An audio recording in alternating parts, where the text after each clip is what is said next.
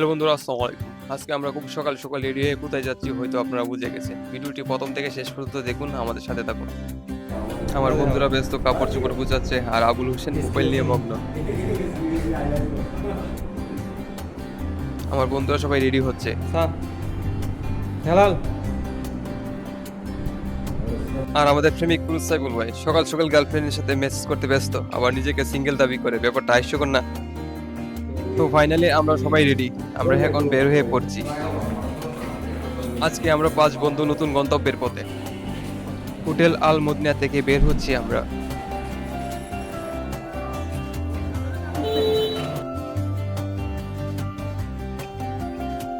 আমরা আম্বরকানা মাজা গেট থেকে সিএনজি রিজার্ভ করলাম। যাত্রাপথে চোখে পড়ল অপরূপ দৃশ্য, দুপাশে চা বাগান। আর এদিকে বন্ধু সাইফুল আর হেলাল ঘুমের রাজ্যে হারিয়ে গেছে, আর আমরা সিএনজি থেকে বাইরের প্রকৃতিটা উপভোগ করছি। ওই যে দূরে খালু মেঘের মতো দেখতে পাচ্ছেন, সেগুলো হচ্ছে ভারতের মেঘালয় পাহাড়। আর যদি এরকম জার্নিতে বন্ধুরা পাশে থাকে তাহলে ভ্রমণের পূর্ণতা পায়। বিশেষ করে জাফলং আসলে আপনারা এই জিনিসটা লক্ষ্য করবেন যে রাস্তায় ট্রাকের সারি, দুপাশে পাথর ভাঙার কারখানা। আর এগুলির জন্য জাফলং কিংবা সাদা পাথরগুলো দৈনন্দিন হ্রাস পাচ্ছে, আর প্রকৃতির সৌন্দর্য নীলাভূমি ক্ষতিগ্রস্ত হচ্ছে।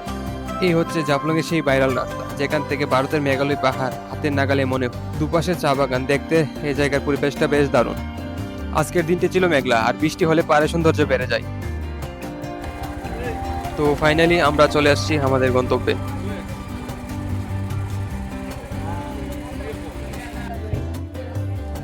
তো এই মুহূর্তে আমরা জাফলং এর সীমান্তে চলে আসছি। আপনারা দেখতে পাচ্ছেন যে এখানে হাজারো পর্যটকের ভিড়।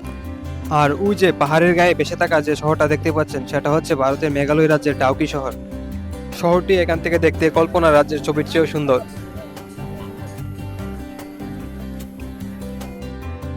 জাফলং এর লুসাই নদীর পাড়ে দৃষ্টিনন্দন আই লাভ জাফলং এর স্তম্ভ রয়েছে। আপনারা এখানে এসে ফটো সেশন করতে পারেন।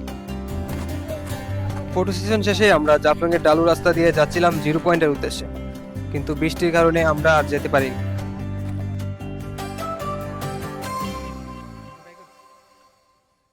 আমরা বৃষ্টিতে ভিজে আশ্রয় নিলাম বিজিবি ক্যাম্পে। দেখুন কি পরিমাণ বৃষ্টি হয় এখানে। তারপর বৃষ্টি যখন হালকা হয়ে আমরা চললাম জিরো পয়েন্টের উদ্দেশ্যে। এখনো হালকা হালকা বৃষ্টি পড়ছে, আপনারা হয়তো দেখতে পাচ্ছেন। এটাই হচ্ছে জাফলং এর জিরো পয়েন্ট। এখানের প্রধান আকর্ষণ হচ্ছে লুসাই বা পিয়াইন নদী, আর স্বচ্ছ জলে ভেসে থাকা বিচিত্র আকারের পাথরগুলি যেন সূর্যের আলোয় ঝলমল করে ওঠে।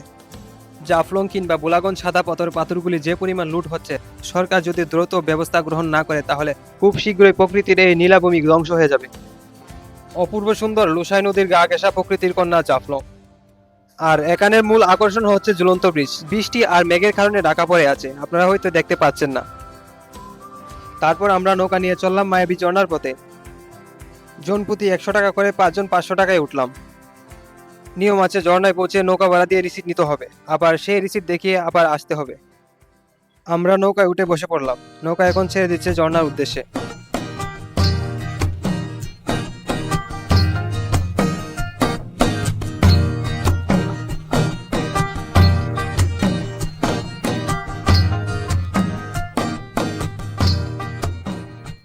তো আমরা ফাইনালি ঝর্ণার যে লোকেশন সেখানে চলে আসলাম। এই অল্প সংখ্যক জায়গায় হেঁটে যেতে হবে ঝর্ণার কাছে। এই হচ্ছে মায়াবী ঝর্ণা। এখানে কি পরিমাণ মানুষের ভিড় দেখুন। মায়াবী ঝর্ণা সত্যি জাদুকরী। পাহাড়ে গা ভেসে আসা ঠান্ডা পানি, আর চারদিকে ঘন সবুজ। আমি আর বন্ধু সাইফুল মিলে ঝর্ণার চূড়ায় উঠে গোসল করলাম।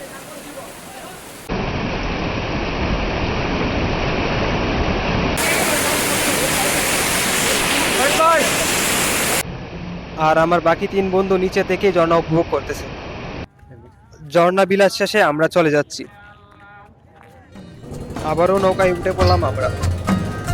লুসাই নদী আর মেঘে আবরণে ঢাকা পাহাড়, সত্যি দারুণ একটি মুহূর্ত। চলে আসলাম আমরা নৌকার ঘাটে।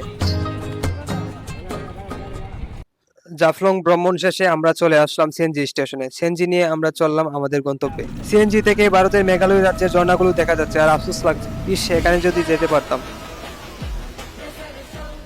তো তো আজকের মতো আমার ব্লগ এখানে শেষ। যদি ভিডিওটি ভালো লাগে তাহলে লাইক কমেন্ট শেয়ার করতে ভুলবেন না। আল্লাহ হাফেজ।